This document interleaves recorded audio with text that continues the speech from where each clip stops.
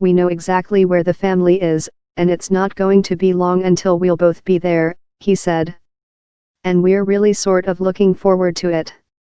The Holcombs were upbeat and full of good humor during a telephone interview, and they are not an exception in this deeply evangelical part of Texas.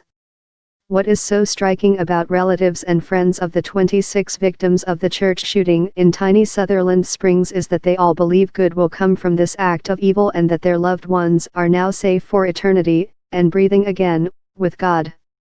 Psychologists say such deep faith can help families deal with such a ghastly event.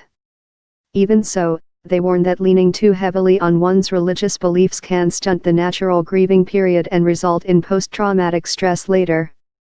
I can see potentially it could be some form of denial, a delayed traumatic reaction, and if you don't have some kind of negative feelings, it can catch up with you, said clinical psychologist and trauma expert Bethany Brand. Gina Hassan, a psychologist in Northern California, said Sutherland Springs' faith was invaluable in the wake of the shooting, but if it's relied upon in a rigid way, then it's going to be a problem down the line and come back to bite you later on. Local veterinarian George Hill, a relative of the Holcombs, said an evangelical belief in Christ was the only way to deal with such a tragedy. We haven't lost hope, he said.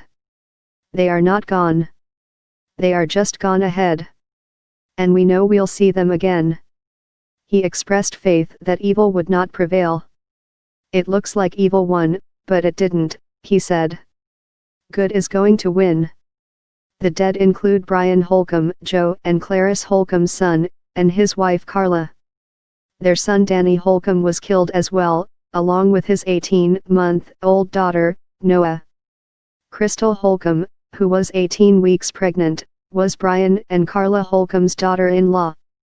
Also shot and killed were Emily, Megan and Greg Hill, 3 children from Crystal's first marriage, which had ended with her husband's death. Under Texas law, Crystal's unborn child is also being counted as a victim, making a death toll of 9 for the family. People in Sutherland Springs are truly grieving, Clements said.